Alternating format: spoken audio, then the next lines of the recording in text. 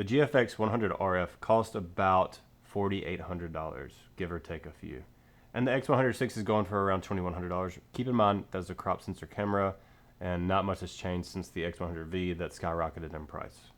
The Leica Q3 cost almost $7,000, which makes a lot of sense because that lens, essentially, almost, if you buy it by itself, the closest lens you can get to it is the Simlex 28 1.4. That's a $7,000 lens. So with the Q3, you're essentially getting a Simlex lens with a free body, in my opinion, with autofocus, which isn't that bad.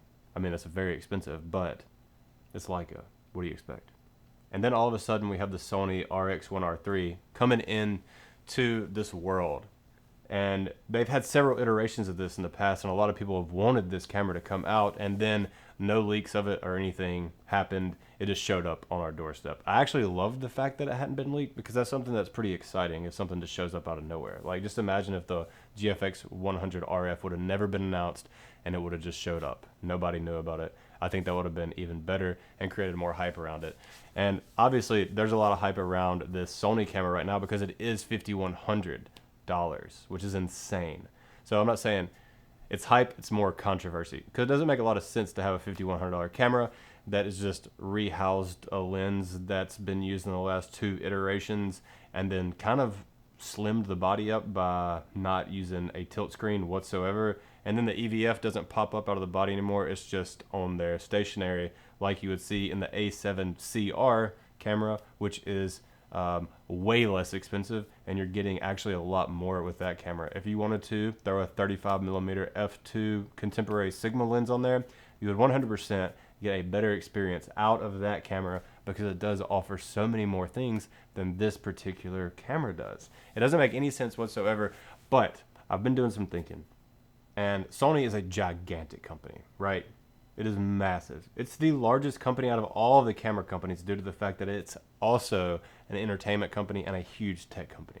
So I'm just going to give you some numbers really quick.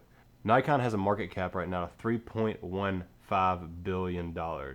And then we have Leica that's not even worth $1 billion. And then we have Canon at $36 billion. And then we have Fujifilm at $25 billion. And we have Sony at $146 billion. Now, if you ask me, they're not losing any money by making these cameras, and they're throwing shit at the wall to see what sticks. They have the means to do anything that they want and everything that they want. And I think that they're making a little slice into the luxury cameras like the Leica Q, and that's what they think's happening right now, because they're like, why not? We can do whatever we want to. Let's just throw this out there. They could have done so many things with this.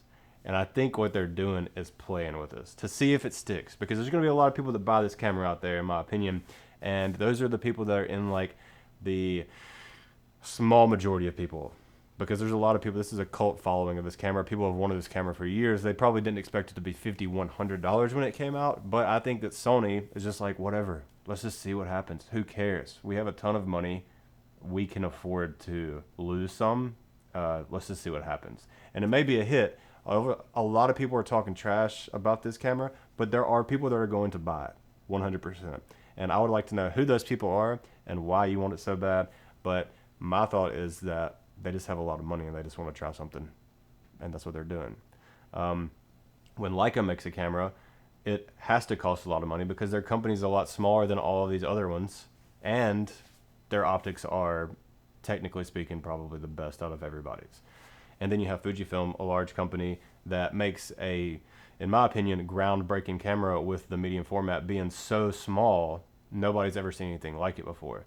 And then you just have Sony making absolutely nothing. Like, there's nothing is groundbreaking whatsoever about this most expensive camera that you can buy for Sony at this moment. And it just doesn't make any sense to me.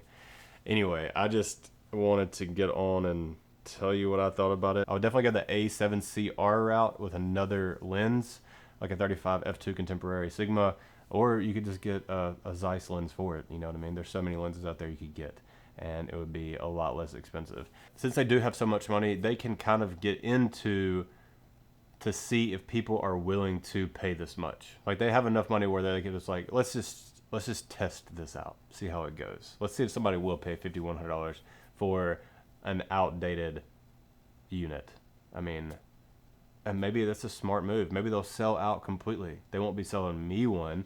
And I don't know, in my circle of people from YouTube, Instagram, Facebook, nobody is talking about buying this thing. So if you are, I would like to know why you are so obsessed with it.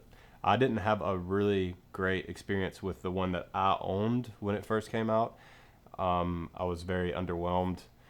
And then I had the A7 III and the A7 IV, and they just blew this thing out of the water. Of course, they're not the same, but it was like, why is this so expensive? It's never made much sense to me, personally.